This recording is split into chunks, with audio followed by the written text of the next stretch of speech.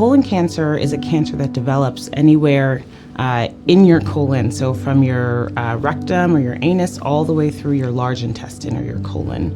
And so colon cancer develops from an irregular growth of cells that then eventually turn into polyps that then over time, over decades, can turn into cancer.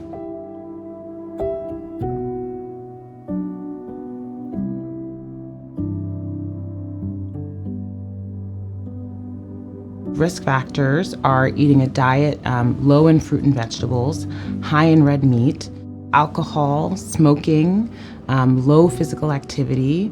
Family history is one as well. And so in talking about screening, I think it's first important to know that there are many different screening options. Colonoscopy is a screening option. You drink a large prep, you have a ride to the procedure, and then it's a kind of like a video camera that we put through your colon, and we can remove polyps as well. And so if the colonoscopy is normal, then you'd have another one in 10 years. If you had polyps, we'd bring you back sooner for another one. So there are a few different stool-based testing options. And so you'd talk with your doctor about screening. Your doctor would give you a stool kit. You would go home and do the stool sample, and then you can either mail it back to your doctor's office or the lab, or you can drop it off yourself. I think the important thing about stool-based testing is if it's positive, it can be indicative of these polyps. And so a positive stool test is usually followed up with a colonoscopy to remove anything that's abnormal.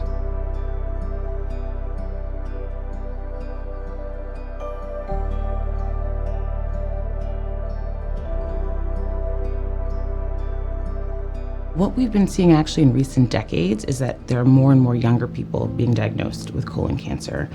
So initially, we started screening at age 50, but due to the rising number of cases in people under 50, we've changed our screening age to now have everybody screened at age 45. Regardless of your race or ethnicity, regardless of your gender, every single person should be screened for colorectal cancer at age 45, even if you don't have symptoms.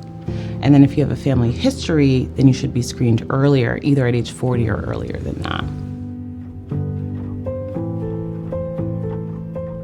If you ever have symptoms at any age at all, any age, no age is too young or too old, if patients are saying that they're having blood in their stool or they're having abdominal pain or there's changes in their bowel habits, speak with your provider early because you should be screened sooner.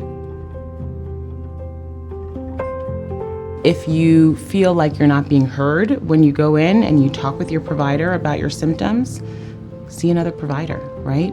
Because you know when there's something wrong. You know if you're having blood in the stool, abdominal pain, you're losing weight, that there's something off and you're not being heard. Make sure that you're going to somebody who's listening. In our healthcare system, a really important focus is on preventive healthcare.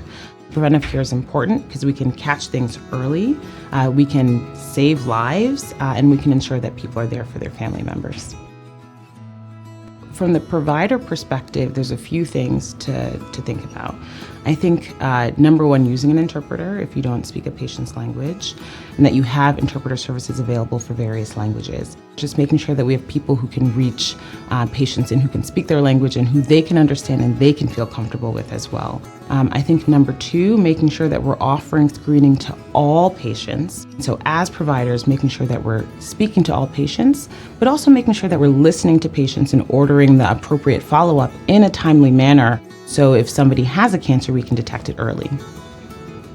I think it's really important to realize that there are many different options for colon cancer screening, and at the end of the day, the best test is the one that gets done.